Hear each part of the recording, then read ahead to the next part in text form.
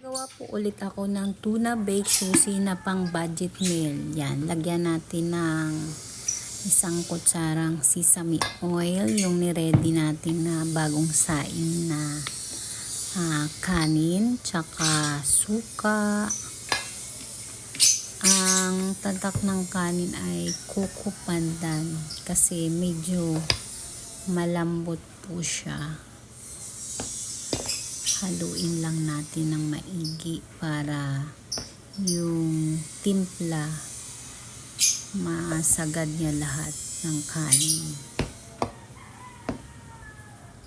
Halo lang. Yan.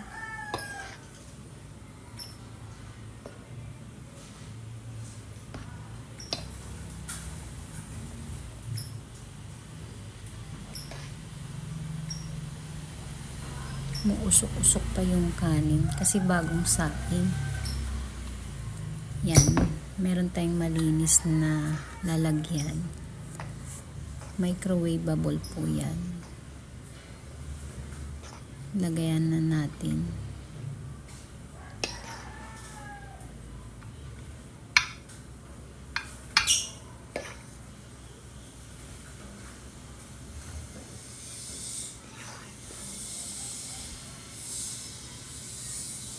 Madali lang gumawa. Basta meron kang mga ingredients. Kailangan lang natin i-flatten siya.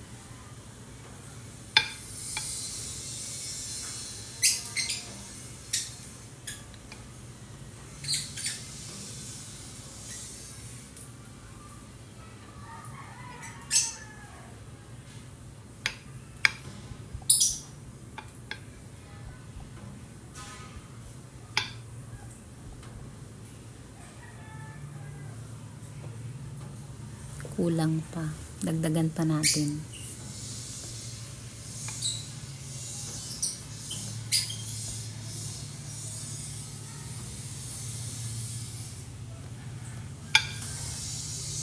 May ginagawang bahay sa kapitbahay, kaya maingay. Pati yung ibon ko, nako. Ang ingay.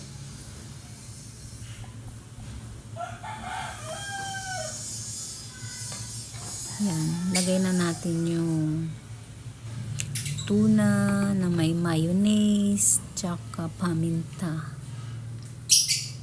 Yan, punuin natin yan para masarap lalo.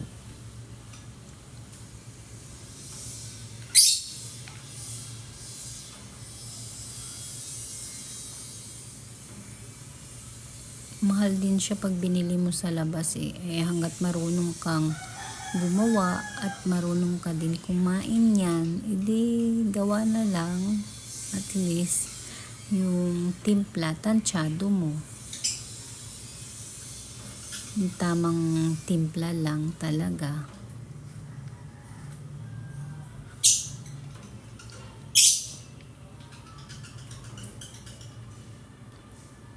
Pantay na siya.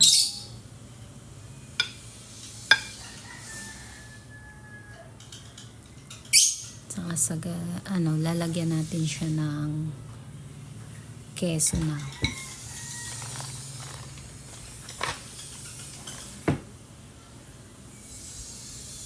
Quick melt yung gamit ko para mabilis malusaw. Tsaka masarap siya. Maganda tingnan palalo.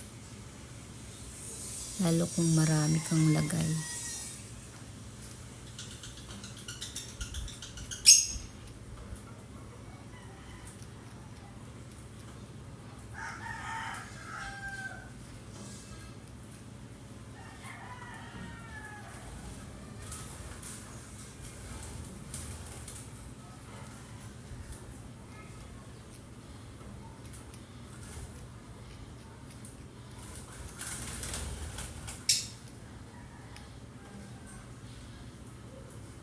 Tinira ko rin para dun sa isa yung kalahating keso.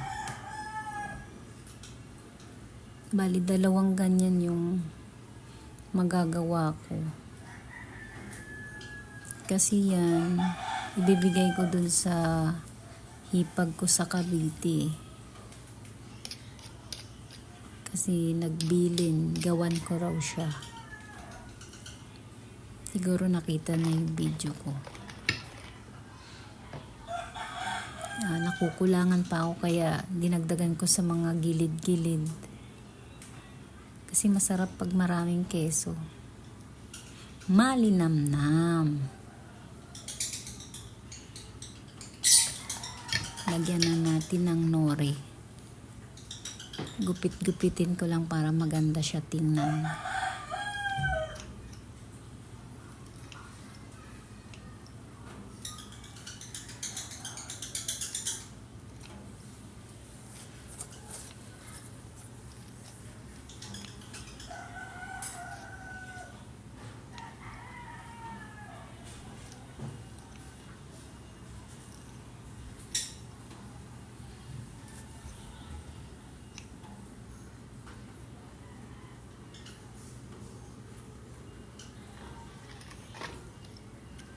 Dagdagan pa natin.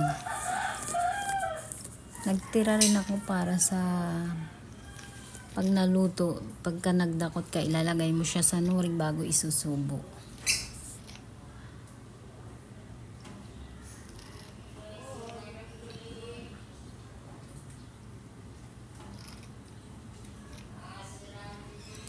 Yan, tapos isasalang na natin yan sa microwave. Ang init ng microwave ay 250 Celsius and then up and down ng init. Thank you for watching. Hit like, comment, and subscribe.